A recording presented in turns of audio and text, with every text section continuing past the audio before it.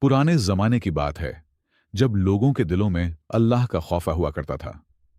एक छोटे से गांव में फजलुद्दीन नाम का एक टांगा वाला रहता था। वह अपने टांगे पर सवारियां एक जगह से दूसरी जगह ले जाता था और उसका कारोबार अच्छा चलता था। उसका घोड़ा मजबूत और टांगा खूबसूरत था, मगर फजलुद्दीन बहुत लालची था। फजलुद्दीन अक्सर गरीब मुसाफिरों से ज्यादा किराया वसूल करता और कभी-कभी बूढ़े या कमजोर मुसाफिरों को अपने टांगे पर बिठाने से इनकार कर देता था। लोग मजबूरी में उसके टांगे पर सफर करते, क्योंकि गांव में सवारी का दूसरा जरिया नहीं था। फजलुद्दीन का घोड़ा भी अक्सर भूखा रहता, क्योंकि वह उस पर पैसे खर्च नहीं करना चाहता था।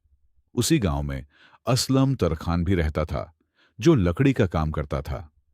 वह बहुत चालाक और होशियार था, लेकिन उसकी चालाकी अक्सर लोगों को धोखा देने में इस्तेमाल होती थी। असलम के हुनर से बनी हुई चीजें बहुत खूबसूरत होती थीं, मगर वह अक्सर ग्राहकों से ज्यादा पैसे वसूल करता और सस्ता माल इस्तेमाल करता था। गांव से थोड़ी दूर एक पुरानी मस्जिद के करीब एक दरवेश रहता था। उसका नाम कोई नहीं जानता था, लोग उसे बस बाबा जी कहते थे। दरवेश के पास दुनिया की दौलत नहीं थी, लेकिन उसके पास इल्म और हिकमत का खजाना था। वह हमेशा लोगों की मदद करता और उन्हें अल्लाह की राह पर चलने की नसीहत करता था। एक दिन फजलुद्दीन के टांगे का पहिया टूट गया। उसने फैसला किया कि असलम तरखान से नया पहिया बनवाएगा। वह असलम की दुकान पर गया और उसे बताया कि उसे एक मजबूत पहिया चाहिए जो लंबे अरसे तक चले। असलम ने सोचा कि यह एक अच्छा मौका है फजलुद्दीन से ज्यादा पैसे कमाने का। असलम ने फजलुद्दीन से कहा, पहिया बनाने के लिए बेहतरीन लकड़ी चाहिए जो महंगी है। उसने बहुत ज्यादा कीमत बताई, हालांकि उसका इरादा था कि सस्ती और कमजोर लकड़ी इस्तेमाल करेगा। फजलुद्दीन ने भी सोचा कि वह बाद में मोल तोल करके कीमत कम करा लेगा, लेकिन असलम बहुत होशियार था। दरवेश हर सुबह मस्जिद में नमाज पढ़ने के बाद गांव में घूमता और बच्चों को कुरान पाक की तालीम देता था। उस दिन जब वह गांव में आया तो उसने देखा कि फजलुद्दीन और असलम आपस में बात कर रहे हैं। दोनों के चेहरों पर मक्कारी के निशान थे। दरवेश ने उनकी बातें सुनी और समझ गया कि दोनों एक दूसरे को धोखा देने की कोशिश कर रहे हैं। दरवेश ने एक प्लान बनाया। उसने सोचा कि फजलुद्दीन और असलम दोनों को अल्लाह का खौफ सिखाना जरूरी है। वह चुपके से असलम की दुकान के पीछे गया, जहां लकड़ी का ढेर था। दरवेश ने कुछ देर वहां गुजारी और फिर खामोशी से वापस चला गया। उसकी आंखों में एक अजीब चमक थी, जैसे उसे कोई बड़ी समझ आ गई हो। अगले दिन असलम ने टांगे का पहिया बनाना शुरू किया। जैसा कि उसने सोचा था, उसने सस्ती लकड़ी इस्तेमाल की जो देखने में अच्छी लगती थी, लेकिन मजबूत नहीं थी। उसने पहिए को बाहर से चमका दिया ताकि वह नया और मजबूत लगे। असलम खुश था कि उसकी चालाकी कामयाब हो रही है और वह अच्छा मुनाफा कमाएगा। फजलुद्दीन तीसरे दिन पहिया लेने आया। उसने असलम से बहुत मोल तोल किया और आखिर में पहले से कम कीमत पर पहिया खरीद लिया। फजलुद्दीन खुश था कि उसने असलम से कम पैसों में काम निकाल लिया, जबकि असलम खुश था कि उसने सस्ती लकड़ी इस्तेमाल करके ज्यादा मुनाफा कमा लिया। दोनों नहीं जानते थे कि दरवेश ने क्या प्लान बनाया है और आने वाले दिनों में उनकी जिंदगी कैसे बदलने वाली है। अगले दिन फजलुद्दीन ने नया पहिया अपनी टांगा पर लगाया और सवारियां लेकर बाजार की तरफ चल दिया। वह खुश था कि असलम से सौदा सस्ता हो गया था, लेकिन अभी वह ज्यादा दूर नहीं गया था कि टांगा में एक अजीब आवाज आने लगी। फजलुद्दीन ने नजरअंदाज किया, सोचा कि नया पहिया है, आवाज खुद ही बंद हो जाएगी। उसी वक्त असलम तरखान अपनी दुकान में बैठा हंस रहा था। उसने सोचा कि फजलुद्दीन को जल्द ही पता चल जाएगा कि उसने कमजोर लकड़ी से पहिया बनाया है, फिर उसे दोबारा नया पहिया बनवाना पड़ेगा। इस बार वह और भी ज्यादा पैसे वसूल करेगा। असलम को अपनी चालाकी पर बड़ा फख्र था। दरवेश मस्जिद के सामने बैठा कुरान पाक की तिलावत कर रहा था। उसके पास एक छोटा सा बच्चा आया और कहने लगा, बाबा जी, आज मैंने देखा कि फजलुद्दीन का टांगा अजीब आवाज कर रहा था। दरवेश ने मुस्कुराकर बच्चे के सर पर हाथ फेरा और कहा, बेटा, अल्लाह ताला हर चीज देख रहे हैं। फजलदीन ने उस दिन डबल किराया वसूल किया, क्योंकि बाजार में मेला था और लोग जल्दी में थे।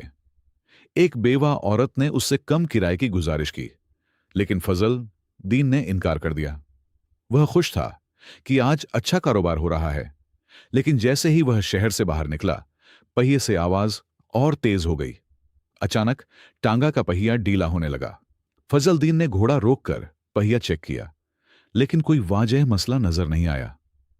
उसने सवारियों से कहा, कुछ नहीं, बस नया पहिया है, आवाज करता है। सवारियों में से एक ने कहा, भाई, ये आवाज ठीक नहीं लग रही। लेकिन फजलदीन ने उसकी बात नहीं सुनी। उसी वक्त दरवेश गांव से बाहर के रास्ते पर चल रहा था। दूर से उसने फजलदीन की टांगा आते देखा। उसने सड़क किनारे बैठकर इंतजार किया। जब टांगा करीब पहुंचा तो दरवेश ने आवाज दी, फजलदीन, रुको। फजलदीन ने टांगा रोक दिया, क्योंकि दरवेश की आवाज में कुछ ऐसा था जो उसे रुकने पर मजबूर कर गया। दरवेश ने कहा, फजलदीन, तुम्हारा पहिया टूटने वाला है। अगर तुम आगे गए तो खतरा है। फजलदीन ने जवाब दिया, तुम क्या जानो पहियों के बारे में, यह तो नया है। दरवेश ने आहिस्ता से कहा, वही पहिया जो असलम तरखान ने सस्ती लकड़ी से बनाया है। यह सुनकर फजलदीन का चेहरा पीला पड़ गया। उसे हैरानी हुई कि दरवेश को कैसे पता चला। दरवेश ने कहा, सवारियों को उतार दो और मेरे साथ आओ। फजलदीन ने सवारियों से माजरत की और उन्हें किराया वापस किया, जो उसने पहले कभी नहीं किया था। वह खुद भी हैरान था कि उसने ऐसा क्यों किया। फिर वह दरवेश के साथ चल दिया, घोड़े की लगाम पकड़े हुए, जबकि पहिया बुरी तरह हिल रहा था। दरवेश ने फजलदीन को असलम तरखान की दुकान की तरफ ले जाया। रास्ते में दरवेश ने कहा, फजलदीन, तुम अपनी टांगा पर सवार लोगों की जिंदगी के जिम्मेदार हो। तुमने कभी सोचा है कि अगर टांगा उलट जाता तो क्या होता? फजलदीन ने सर झुका लिया। पहली बार उसे एहसास हुआ कि उसकी लापरवाही से लोगों को नुकसान पहुंच सकता है। असलम की दुकान पर पहुंचते ही दरवेश ने आवाज दी, असलम तरखान। असलम बाहर निकला और फजलदीन को टूटे पहिए के साथ देखा तो उसका चेहरा फक हो गया। उसे लगा कि अब उसकी चालाकी पकड़ी गई है। दरवेश ने दोनों को देखा और कहा, आओ मेरे साथ, मुझे तुम दोनों को कुछ दिखाना है। दोनों खामोशी से दरवेश के पीछे चल पड़े, दिलों में अजीब सा खौफ लिए हुए। दरवेश फजलुद्दीन और असलम तरखान को गांव से बाहर एक पुराने कब्रिस्तान की तरफ ले गया। दोनों हैरान थे कि दरवेश उन्हें यहां क्यों लाया है। कब्रिस्तान में पहुंचकर दरवेश ने कहा, यहां वो लोग दफन हैं जो कभी तुम जैसे थे, अपने फायदे के लिए दूसरों को नुकसान पहुंचाते थे, लेकिन मौत के वक्त उनका कोई साथी नहीं था।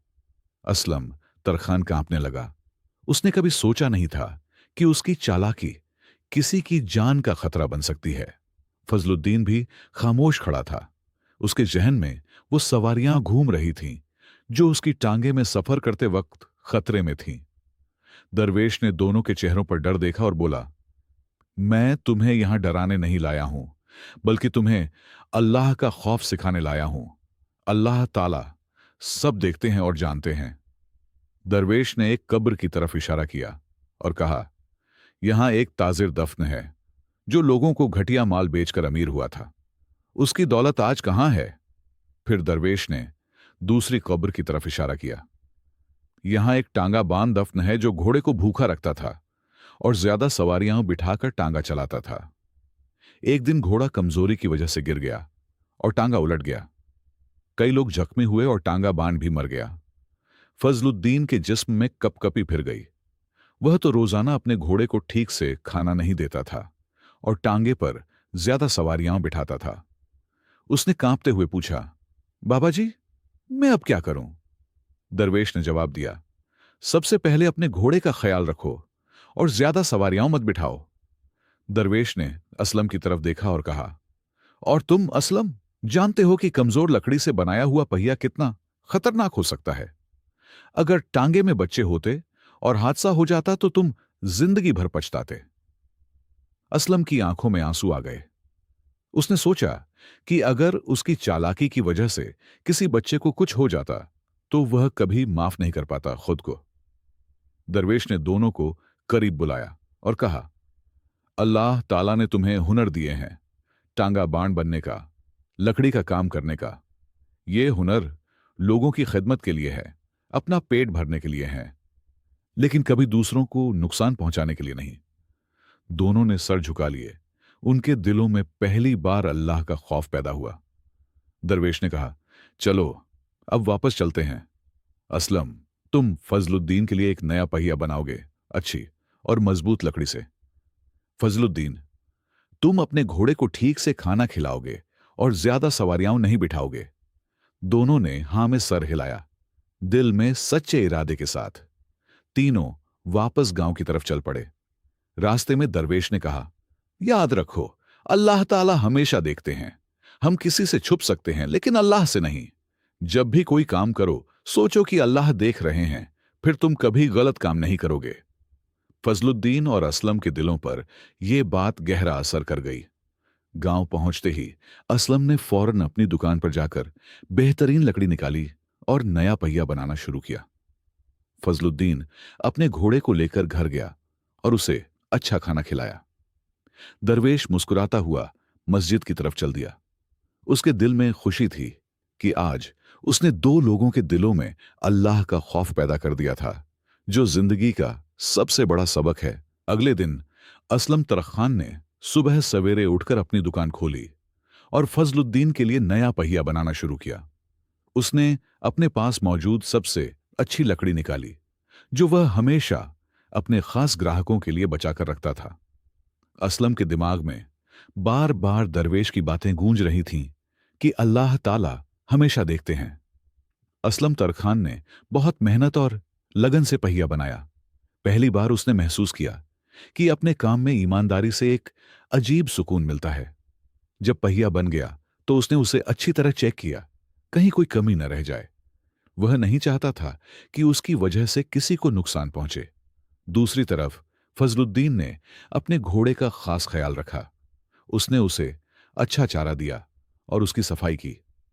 घोड़ा हैरान था कि मालिक इतनी तवज्जो क्यों दे रहा है। फजलुद्दीन ने घोड़े की आंखों में देखा और पहली बार महसूस किया कि यह बेजुबान जानवर कितना वफादार है और रोजाना कितनी मेहनत करता है। दोपहर को असलम तरखान नया पहिया लेकर फजलुद्दीन के घर पहुंचा। फजलुद्दीन हैरान हुआ कि असलम खुद पहिया लेकर आया है। असलम ने कहा, मैंने अपनी पूरी मेहनत और बेहतरीन लकड़ी से यह पहिया बनाया है। मुझे यकीन है कि यह बहुत अरसे तक चलेगा। फजलुद्दीन ने पैसे निकाले, लेकिन असलम ने इनकार कर दिया। असलम ने कहा, यह पहिया मेरी तरफ से माफी के तौर पर है। मैंने तुम्हें धोखा दिया और इसके लिए शर्मिंदा हूं।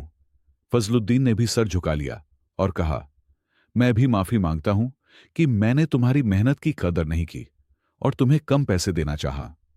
दोनों ने हाथ मिलाया और उनके दरमियान एक नई दोस्ती की शुरुआत हुई। दोनों ने मिलकर टांगे का पहिया बदला। फजलुद्दीन बोला, यह पहिया तो बहुत खूबसूरत है। असलम ने जवाब दिया, हां, लेकिन खूबसूरती से ज्यादा यह मजबूत है। फजलुद्दीन ने कहा, मैं तुम्हें कुछ नहीं दे सकता, लेकिन वादा करता हूं कि आज से मैं अपनी टांगे में कभी ज्यादा सवारियां नहीं बिठाऊंगा और अपने घोड़े का अच्छा ख्याल रखूंगा। अगले दिन फजलुद्दीन ने अपना टांगा सड़क पर लाया। अब उसने सिर्फ 4 सवारियों को बिठाया, जबकि पहले वह 8-10 सवारियां बिठाता था। एक बूढ़ा आदमी टांगे में बैठना चाहता था, लेकिन पैसे कम थे। फजलुद्दीन ने मुस्कुराकर कहा, आप बैठ जाइए, जितने पैसे हैं दे दें। बूढ़े आदमी की आंखों में आंसू आ गए। उसने कभी नहीं सोचा था कि फजलुद्दीन ऐसा करेगा। गांव के लोग हैरान थे कि फजलुद्दीन और असलम दोनों में इतना बड़ा बदलाव कैसे आ गया। असलम अब अपने काम में कभी धोखा नहीं देता था और फजलुद्दीन अपनी टांगे में कम सवारियां बिठाता और सबके साथ अच्छा सलूक करता था। लोगों ने दरवेश से पूछा तो वह मुस्कुरा दिया और कहा, उनके दिलों में अल्लाह का खौफ पैदा हो गया है। एक दिन बाजार में एक अमीर ताजिर आया। उसने असलम से बहुत सारा फर्नीचर बनाने का ऑर्डर दिया और डबल पैसे देने का वादा किया, लेकिन जल्दी काम पूरा करने को कहा। असलम को लालच आया, लेकिन उसने सोचा कि अगर जल्दी में काम करेगा तो कहीं गलती ना हो जाए। उसने ताजिर से कहा, मैं जल्दी काम करूंगा, लेकिन अच्छी तरह से, ताकि आपका सामान मजबूत हो। फजलुद्दीन को भी एक इम्तिहान से गुजरना पड़ा। एक शादी के मौके पर लोगों ने उसकी टांगा किराए पर लेना चाहा और बहुत ज्यादा पैसे देने का वादा किया, लेकिन टांगे में 10 लोग बिठाना चाहते थे। फजलुद्दीन ने पैसों के लालच को मार दिया और कहा, मैं सिर्फ 4 लोगों को बिठा सकता हूं, मेरा घोड़ा ज्यादा वजन नहीं उठा सकता। लोगों ने उसकी ईमानदारी पर उसे दाद दी। चंद हफ्ते गुजर गए। फजलुद्दीन और असलम की जिंदगियों में बड़ा बदलाव आ चुका था। फजलुद्दीन का टांगा पूरे गांव में मशहूर हो गया था। लोग उसकी ईमानदारी की वजह से उसी के टांगे में सफर करना पसंद करते थे। असलम तरखान का काम भी बढ़ गया था, क्योंकि अब लोगों को यकीन हो गया था कि वह मजबूत और अच्छा सामान बनाता है। एक दिन गांव में एक बड़ा मेला लगने वाला था। फजलुद्दीन सोच रहा था कि मेले में बहुत कमाई होगी, लेकिन साथ ही उसके दिल में ख्याल आया कि कहीं वह लालच में आकर फिर से पुरानी गलतियां न करने लगे। उसने फैसला किया कि वह आज भी सिर्फ 4 सवारी ही बिठाएगा और मुनासिब किराया ही लेगा। असलम तरखान को भी मेले के लिए कई ऑर्डर मिले थे। लोग उससे मुख्तलिफ किस्म की लकड़ी की चीजें बनवाना चाहते थे। असलम ने सबको वक्त पर काम देने का वादा किया और अपनी पूरी मेहनत से काम करना शुरू किया। उसने अपने शागिर्द से कहा, हम कभी किसी को धोखा नहीं देंगे, चाहे हमें कम मुनाफा ही क्यों ना मिले। दरवेश मस्जिद में बैठा लोगों को अल्लाह की राह पर चलने की नसीहत कर रहा था। उसने फजलुद्दीन और असलम में आए बदलाव को देखा और उसके चेहरे पर मुस्कुराहट थी। एक आदमी ने दरवेश से पूछा, बाबा जी, आपने कैसे इन दोनों को बदल दिया? दरवेश ने जवाब दिया, मैंने नहीं, अल्लाह के खौफ ने बदला है। मेले के दिन भीड़ बहुत ज्यादा थी। फजलुद्दीन अपनी टांगा चला रहा था और कई लोग उसकी टांगे में बैठना चाहते थे। एक आदमी ने उसे 2 गुना पैसा देने की पेशकश की अगर वह 2 इजाफी लोगों को बिठा ले। फजलुद्दीन के दिल में लालच आया, लेकिन फिर उसे दरवेश की बातें याद आईं और उसने मना कर दिया। उसी वक्त वहां एक अमीर सौदागर आया जिसने फजलुद्दीन की टांगा किराए पर लेनी चाहिए। उसने कहा, मुझे शहर जाना है और मेरे पास बहुत सामान है, मैं तुम्हें अच्छे पैसे दूंगा। फजलुद्दीन ने सौदागर का सामान देखा। वह बहुत भारी था। उसने सोचा कि अगर इतना भारी सामान लादा तो घोड़े पर बहुत बोझ पड़ेगा। फजलुद्दीन ने सौदागर से कहा, मैं आपको शहर जरूर ले जाऊंगा, लेकिन आपका सब सामान एक साथ नहीं ले जा सकता, इससे मेरा घोड़ा थक जाएगा।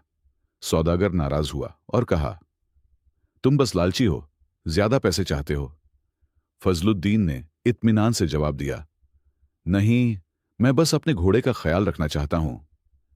असलम तरखान भी मेले में अपना सामान बेचने के लिए आया था। उसने अपने हाथों से बनाई हुई बेहतरीन चीजें लगाई थीं। लोग उसके सामान की तारीफ कर रहे थे। एक ग्राहक ने उससे एक खूबसूरत संदूक खरीदना चाहा और मोल तोल करने लगा। असलम ने अपनी कीमत कम नहीं की, क्योंकि वह जानता था कि उसका सामान उस कीमत के लायक है। दरवेश भी मेले में घूम रहा था। वह फजलुद्दीन और असलम दोनों को दूर से देख रहा था। अचानक एक जोरदार आवाज आई और लोगों में अफरातफरी मच गई। किसी ने चीख कर कहा, आग लग गई है। मेले में लगे कपड़े के एक खेमे में आग लग गई थी और तेजी से फैल रही थी। लोग एक दूसरे को धक्का देकर भागने लगे। इस मुश्किल वक्त में फजलुद्दीन ने अपनी टांगा रोकी और लोगों की मदद करने लगा। असलम तरखान भी दौड़कर आया और आग बुझाने में मदद करने लगा। दोनों हिम्मत से लोगों को बचाने और आग पर काबू पाने की कोशिश कर रहे थे। दरवेश ने दोनों को देखा और मुस्कुराया। अब उन्होंने अल्लाह का खौफ तो सीख ही लिया है, साथ ही इंसानियत का दरस भी सीख लिया है। आग पर काबू पाने के बाद गांव वालों ने फजलुद्दीन और असलम तरखान की बहादुरी की तारीफ की। उन्होंने बेखौफ होकर कई लोगों की जान बचाई थी। लेकिन दोनों ने कहा, हमने कुछ खास नहीं किया, जो भी हमारी जगह होता वही करता। दरवेश दूर खड़ा उनकी बातें सुन रहा था और उसकी आंखों में खुशी के आंसू थे। मेले के बाद गांव में फजलुद्दीन और असलम तरखान की इज्जत और बढ़ गई। लोग कहते कि पहले ये दोनों अपने फायदे के लिए दूसरों का नुकसान करने से नहीं हिचकिचाते थे, लेकिन आज ये दूसरों की मदद के लिए अपनी जान खतरे में डालने से भी नहीं डरे। क्या हो गया है इन दोनों को? दरवेश ने फजलुद्दीन और असलम को मस्जिद में बुलाया। जब दोनों पहुंचे तो दरवेश ने कहा, तुम दोनों ने अपनी जिंदगियां बदल ली हैं। मैं तुमसे बहुत खुश हूं। असलम ने कहा, बाबा जी, ये सब आपकी वजह से हुआ है। दरवेश ने मुस्कुराकर कहा, मेरी वजह से नहीं, अल्लाह के खौफ की वजह से हुआ है। फजलुद्दीन ने कहा, बाबा जी, मैं पहले समझता था कि अल्लाह का खौफ मतलब डर है, लेकिन अब मैं समझता हूं कि ये एहतराम है, मोहब्बत है। अल्लाह हमेशा हमारे साथ हैं और हम जो कुछ भी करते हैं वो देखते हैं। दरवेश ने हां में सर हिलाया और कहा, तुमने बिल्कुल ठीक समझा है। असलम तरखान ने कहा, बाबा जी, जब मैं लोगों को धोखा देता था तो मुझे लगता था कि मैं चालाक हूं, लेकिन दरअसल मैं अपने आप को धोखा दे रहा था। अब जब मैं ईमानदारी से काम करता हूं तो दिल में सुकून है। दरवेश ने कहा, यही अल्लाह की रजा हासिल करने का रास्ता है। अचानक मस्जिद में एक आदमी दाखिल हुआ। उसके कपड़े फाखिर थे और चेहरे पर गुरूर था। वह गांव का नया जमींदार था जो हाल ही में आया था। उसने सबको देखा और कहा, मैं इस गांव में एक बड़ा मकान बनवाना चाहता हूं। मुझे एक अच्छे तरखान और एक ईमानदार टांगा वाले की जरूरत है। जमींदार ने असलम से कहा, मैं तुम्हें अच्छे पैसे दूंगा, लेकिन मुझे सस्ती लकड़ी इस्तेमाल करनी है ताकि खर्चा कम हो। फिर उसने फजलुद्दीन से कहा, तुम्हें मेरा सामान लाना होगा। दिन में 10 चक्कर लगाने होंगे, मैं अच्छी रकम दूंगा। दोनों के सामने एक बार फिर लालच और ईमानदारी का इम्तिहान था। असलम तरखान ने बिना हिचकिचाहट के कहा, मैं आपके लिए काम जरूर करूंगा, लेकिन सस्ती लकड़ी इस्तेमाल नहीं कर सकता। मकान कई साल चलना चाहिए। कमजोर लकड़ी से मकान की छत गिर सकती है। जमींदार की आंखें तेज हो गईं। वह इतने साफ जवाब का आदी नहीं था। उसने फजलुद्दीन की तरफ देखा। फजलुद्दीन ने भी जवाब दिया, मैं आपका सामान जरूर लाऊंगा, लेकिन मेरा घोड़ा दिन में 10 चक्कर नहीं लगा सकता। यह उसकी ताकत से बाहर है। जमींदार गुस्से से लाल हो गया और चीखा, तुम दोनों पागल हो? मैं तुम्हें बहुत पैसे दे रहा हूं। असलम और फजलुद्दीन दोनों खामोश खड़े रहे। उनके चेहरों पर सुकून था। दरवेश आगे बढ़ा और जमींदार से कहा, ये दोनों पागल नहीं हैं, बल्कि अक्लमंद हैं। इनके दिलों में अल्लाह का खौफ है। वो जानते हैं कि गलत काम करके पैसे कमाने से बेहतर है कम कमाना, लेकिन अल्लाह की रजा हासिल करना। जमींदार हैरानी से दरवेश को देखता रहा, फिर बिना कुछ कहे मस्जिद से बाहर चला गया। जमींदार के जाने के बाद दरवेश ने फजलुद्दीन और असलम तरखान को देखा और कहा, तुम दोनों ने आज एक और इम्तिहान में कामयाबी हासिल की है। तुम्हारे दिल में अल्लाह का खौफ पुख्ता हो चुका है। दोनों ने सर झुका लिए। फजलुद्दीन ने कहा, बाबा जी, हमें अब पैसों का लालच नहीं रहा। अल्लाह की रजा हमारी सबसे बड़ी दौलत है। कुछ दिन बाद गांव में खबर फैली कि वही जमींदार दूसरे गांव में एक मकान बनवा रहा था जो गिर गया और कई मजदूर जख्मी हो गए। कहते हैं कि उसने सस्ती लकड़ी और कमजोर सामान इस्तेमाल किया था। यह खबर सुनकर असलम तरखान के दिल में शुक्र का एहसास हुआ कि अल्लाह ने उसे बचा लिया, वरना यह गुनाह उसके सर होता। उसी दिन शाम को जमींदार वापस गांव आया। उसका चेहरा परेशान था और गुरूर गुम हो चुका था। वह सीधा मस्जिद में दरवेश के पास गया और कहा, मैं बहुत बड़ी गलती करते करते बच गया। अगर मेरा मकान गिरा है तो कम से कम कोई मरा नहीं, लेकिन अगर मैं फजलुद्दीन की टांगे में ज्यादा सामान लदवाता और असलम से सस्ती लकड़ी इस्तेमाल करवाता तो क्या होता? दरवेश ने जमींदार की बात सुनकर मुस्कुराया और कहा, आपके दिल में भी अल्लाह का खौफ जाग गया है। अब आप समझ गए हैं कि पैसे बचाने के लिए दूसरों की जान खतरे में डालना कितना बड़ा गुनाह है। जमींदार ने हां में सर हिलाया और कहा, मैं अब ईमानदारी से काम करूंगा, चाहे मुझे ज्यादा खर्च ही क्यों ना करना पड़े। जमींदार ने फजलुद्दीन और असलम तरखान को बुलाया और माफी मांगी। फिर उसने कहा, मैं अब अपना मकान बनवाना चाहता हूं, लेकिन इस बार मैं तुम दोनों की शर्तें मानूंगा। असलम, तुम अच्छी लकड़ी इस्तेमाल करो और फजलुद्दीन, तुम अपने घोड़े की ताकत के मुताबिक सामान लाओ। दोनों ने जमींदार की बात मान ली और काम शुरू कर दिया। 6 महीने बाद जमींदार का मकान बनकर तैयार हुआ। ये गांव का सबसे खूबसूरत और मजबूत मकान था। असलम तरखान ने इसमें बेहतरीन लकड़ी इस्तेमाल की थी और फजलुद्दीन ने अपनी टांगे से सामान लाया था, पर कभी अपने घोड़े पर ज्यादा बोझ नहीं डाला। जमींदार ने दोनों को खूब इनाम दिया और गांव में एक दावत का इंतजाम किया। दावत में पूरा गांव शामिल हुआ। जमींदार ने सबके सामने ऐलान किया, ये मकान मेरा नहीं बल्कि पूरे गांव का है। मैं इसे एक स्कूल में तब्दील करना चाहता हूं, जहां बच्चों को इल्म के साथ साथ अल्लाह का खौफ भी सिखाया जाएगा। लोग हैरानी से जमींदार को देख रहे थे, क्योंकि कुछ महीने पहले तक वह एक मगरूर और खुदगर्ज इंसान था। दरवेश सबसे पीछे बैठा था। उसकी आंखों में खुशी के आंसू थे।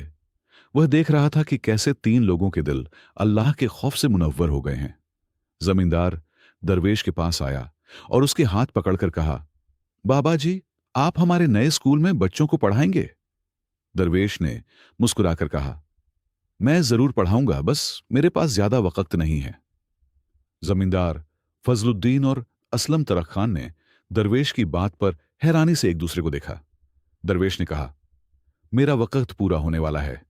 मुझे एक और गांव जाना है जहां लोगों को अल्लाह के खौफ का सबक सिखाना है। यह सुनकर तीनों की आंखों में आंसू आ गए। दरवेश उनके लिए एक बाप की तरह बन गया था। अगली सुबह जब लोग मस्जिद में नमाज के लिए पहुंचे, तो दरवेश वहां नहीं था। वह रातों रात चला गया था, बस एक खत छोड़ गया था। मेरे प्यारे बच्चों, याद रखना कि अल्लाह का खौफ ही ईमान की बुनियाद है। ये डर नहीं, बल्कि मोहब्बत और एहतराम है। जब तुम्हारे दिल में अल्लाह का खौफ होगा, तो तुम कभी गलत राह पर नहीं चलोगे।